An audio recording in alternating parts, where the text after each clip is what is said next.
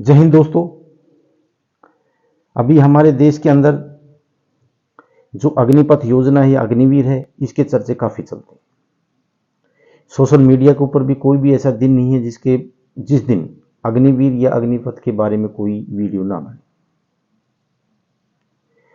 अभी जो हमारे लोकसभा के इलेक्शन हुए, उसके अंदर ये जो मुद्दा था ये बड़ा हाईलाइट था और इसके अंदर बीजेपी पार्टी ने इसको सही बताने की पूरी कोशिश की और जो विपक्ष है या जो जनता है उसने इसको खराब बताने की पूरी कोशिश की। ये जो स्कीम है ये सही है या गलत है, इसके बारे में काफी चर्चाएं भी हो चुकी हैं। अभी जो लोकसभा चुनाव के अंदर जो इसका असर देखने को मिला, तो उसके अंदर जब भी कोई समीक्षा की गई है पार्टी की तरफ से, बीजेपी पार्टी की तरफ से, तो भी वहां पर यह मुद्दा जरूर आया कि जो हमारी जो स्कीम थी अग्निपथ योजना, इसका काफी असर पड़ा है। किसी किसी स्टेट के अंदर किसानों को भी असर पड़ा है, हर जगह तो नहीं पड़ा, लेकिन जो अग्निपथ योजना है, जो अग्निवीर हैं, इनका जो असर है वो इतना पड़ा है कि सब कुछ ही उल्ट पुल्ट हो गया।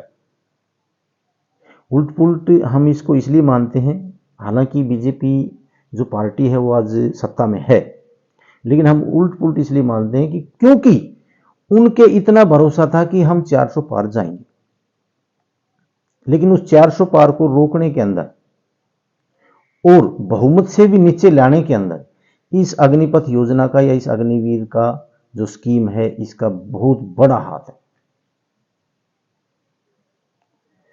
अब बात आती है कि जो हमारी जो बीजेपी है पार्टी है, हम उसको खराब नहीं बता रहे, क्योंकि पार्टी और आदमी कोई भी खराब नहीं है, क्योंकि जो भी सत्ता के अंदर होता है उसकी जो नीतियां होती हैं, समीक्षा उनकी की जाती है कि उनके अंदर से कौन सी नीति आपकी ठीक है, कौन सी नीति आपकी गलत है। तो जो अग्निपथ योजना है, अग्निवीर जो नीति आपकी है, ये बहुत ही गलत नीति है। और अगर इसी प्रकार से आप अपनी जिद के ऊपर अड़े रहे और अग्निपथ योजना में कोई बड़ा बदलाव नहीं किया और आपने अगर इसको अग्निपथ योजना को खत्म नहीं किया, तो हो सकता है कि जो आपका हमारे जो इंडिया का जो नक्शा है, भारत का जो नक्शा है, उसके अंदर जो भगवा रंग दिखाते हैं वो धीरे धीरे खत्म हो जाए कि यहां भी बीजेपी है, यहां भी बीजेपी है और यहां से भी कांग्रेस को हटा दिया, यहां से भी हटा दिया, कहीं वो उल्टा ना हो जाए।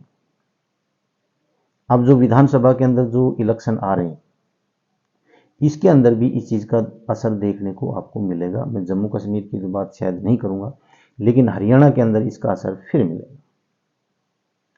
आने वाले समय के अंदर झारखंड और महाराष्ट्र के अंदर भी इलेक्शन है, वहां भी इसका असर मिलेगा और जरूर मिलेगा इस चीज का। और जो अभी आवाज, पहले जो आवाजें कांग्रेस के अंदर उठती थी कि हम इसको टिकट नहीं देने देंगे, उसको नहीं देने देंगे, वो आवाजें आज बीजेपी के अंदर उठ रही हैं, क्योंकि कुछ नीतियां ऐसी हैं जो आप लोगों ने गलत की और जो स्थानीय नेता हैं उनकी भी उसके अंदर किरकिरी हो रही है। उनको भी इस चीज से फेस करना पड़ता है और उनके पास किसी प्रकार कोई जवाब नहीं। हालांकि इन्होंने अच्छी बताने की पूरी कोशिश की, 10% कोटा हम इसमें दे देंगे, 10% इसमें दे देंगे, लेकिन इस चीज का हमारे युवाओं पर किसी प्रकार का कोई असर नहीं पड़ा, क्योंकि युवा बोलते हैं कि वो जो 10% आप यहां से दोगे, वहां भी 10% हमारे ही आदमी जाने थे, हमारे युवा साथी जाने थे। वो तो एक ही बात है, वो तो हम 10% वहां पर नहीं जाएंगे तो कोई और 10% वहां पर लगेगा, लगे जरूरगा। एक्स्ट्रा 10% कोई वैकेंसी नहीं आएगी, जितनी भी वैकेंसी है उसमें से 10% दिया जाएगा। और युवा ये बोलता है कि मैंने जो वर्दी पहननी है वो आर्मी की पहननी है, इंडियन सोल्जर बनना है, वो वर्दी चाहिए मेरे को परमानेंट। अगर मेरे को बीएसएफ सीआरपी में वहां से जाना है तो मैं यहीं अपनी तैयारी करूंगा और बीएसएफ सीआरपी की फर्स्ट में ही जो है वो लड़ाई लड़ूंगा। वहां पर बीएसएफ में जाओगे, सीआरपी में जाओगे, कहीं भी जाओगे तो आपका कोई फिजिकल नहीं होगा, ये नहीं होगा। हमारा देश का युवा चाहता है कि फिजिकल हो और भी हार्ड फिजिकल करो आप। कौन सा 4 साल के अंदर जब वो बच्चा आता है आपका आर्मी के अंदर से और फिर वहां उसका फिजिकल माफ किया जाता है, उसका क्या मतलब निकलता है?